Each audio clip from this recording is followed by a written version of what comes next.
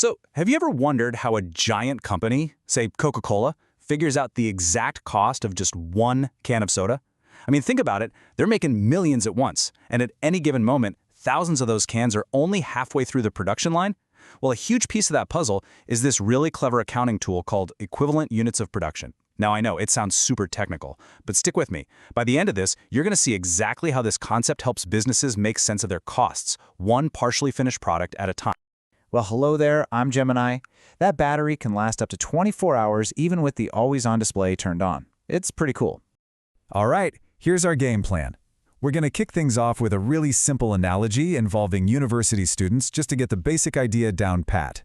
Then, we'll jump into the official definition and work through a couple of quick calculations.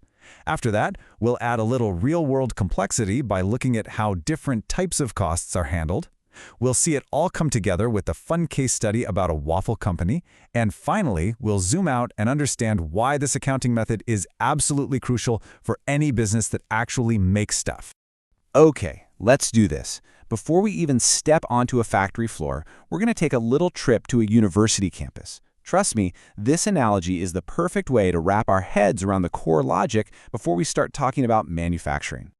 Okay, imagine you're running a university. Your total cost of instruction for the year is a hefty $9 million. You've got 900 full-time students, simple enough.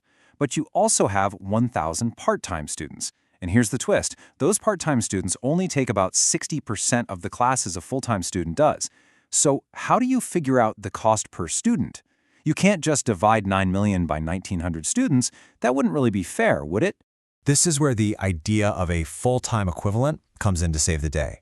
We take our 900 full-time students and add the equivalent value of our part-timers. So if 1,000 part-time students are doing 60% of the work, well, that's kind of like having 600 full-time students, right? You add those together and you get 1,500 full-time equivalent students. Now we have a fair number. $9 million divided by 1,500 students gives us a cost of $6,000 per equivalent student.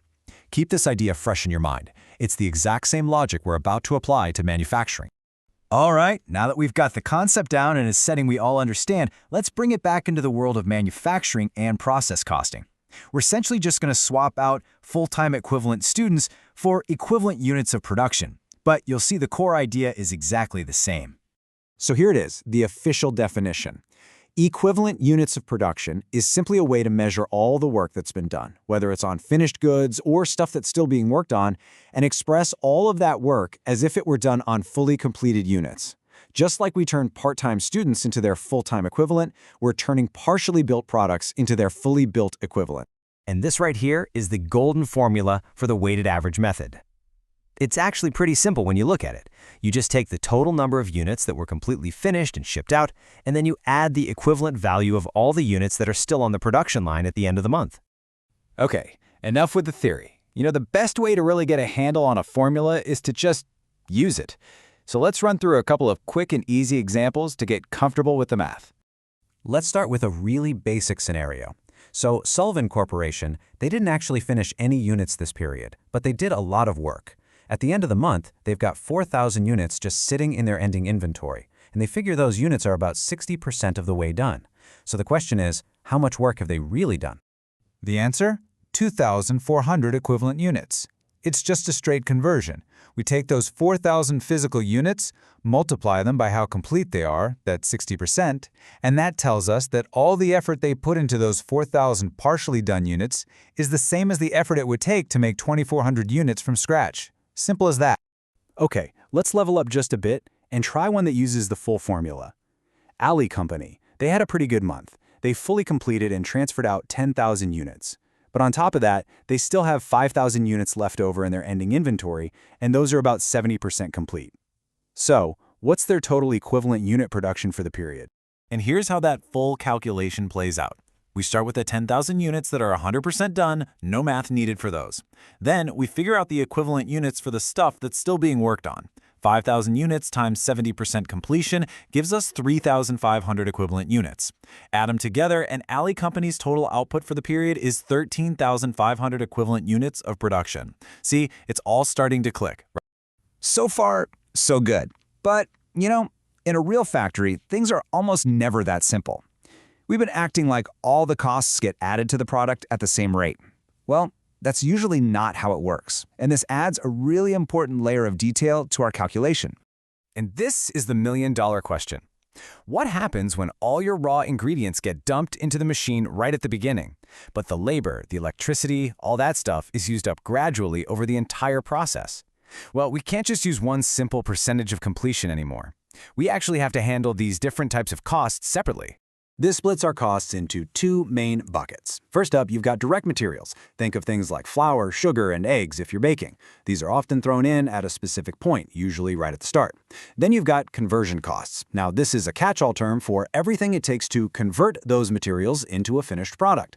We're talking direct labor, the wages for the people on the assembly line, and manufacturing overhead, which is stuff like factory rent, electricity, and machine maintenance. These costs usually happen evenly throughout the entire process, and because they're added differently, we have to calculate their equivalent units separately. All right, let's see how this all comes together in a proper case study.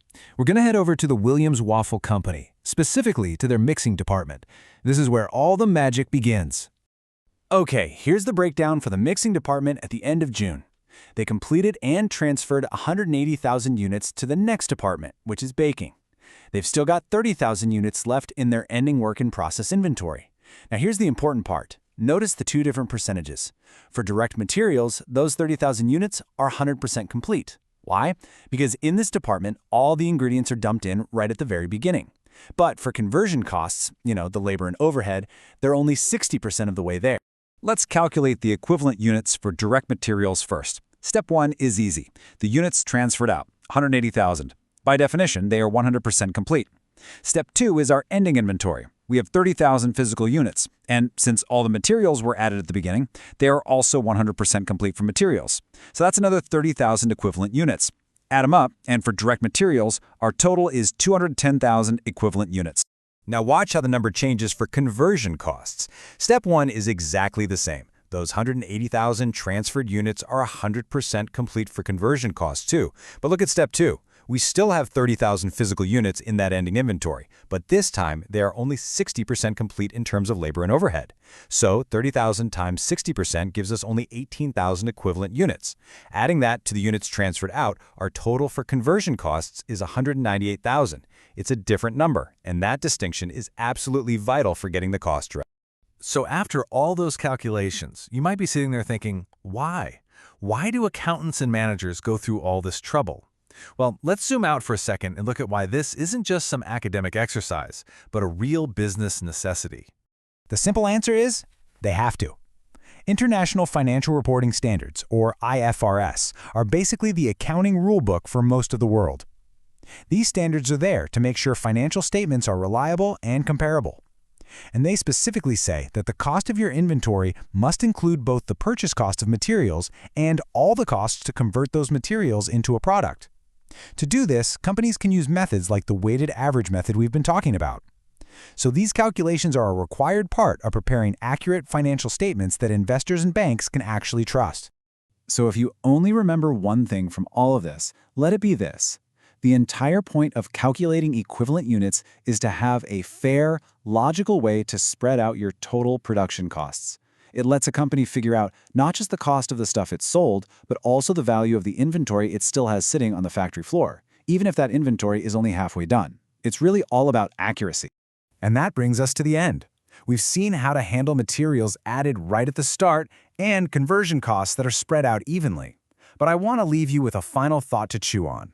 What if you were making something really complex? What if the flour was added at the start, but sugar was added at the 25% mark, and eggs at the 50% mark? How would that change the calculation? Well, that's where the real fun begins. Thanks for joining me.